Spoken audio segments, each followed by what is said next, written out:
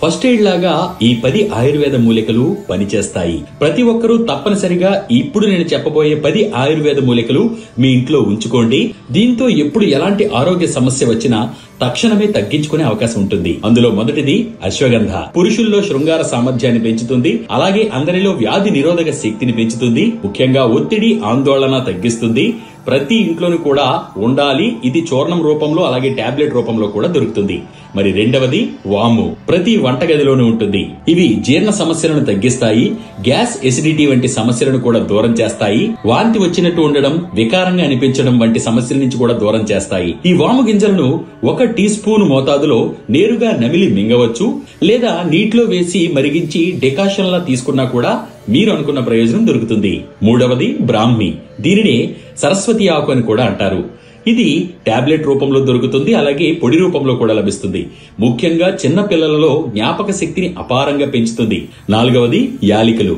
ఇవి కూడా మన వంటింట్లోనే ఉంటాయి. వీటితో ముఖ్యంగా బ్యాక్టీరియా, వైరస్ ఇన్ఫెక్షన్లను తగ్గించుకోవచ్చు. మరి ఐదవది జీలకర్ర. అధిక బరువును తగ్గించడంలో జీలకర్ర బాగా పనిచేస్తుంది. మరి ఈ జీలకర్రను ఎలా తీసుకోవాలి అంటే కషాయంగా చేసి తాగితే మంచి ప్రయోజనం ఉంటుంది. ఆరవది తులసి.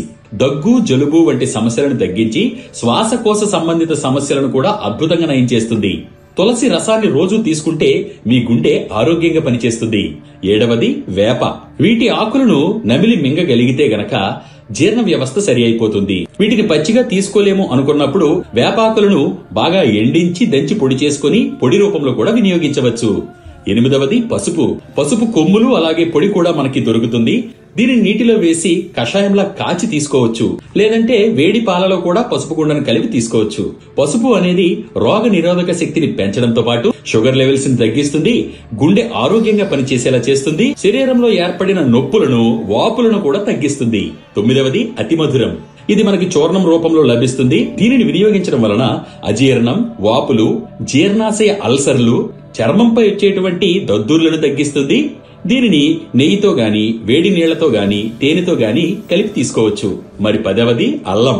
అల్లాన్ని రసంగా తీసి సేవించవచ్చు, లేదంటే అల్లం వేసి మరిగించినటువంటి కషాయం నీటిని కూడా తాగొచ్చు.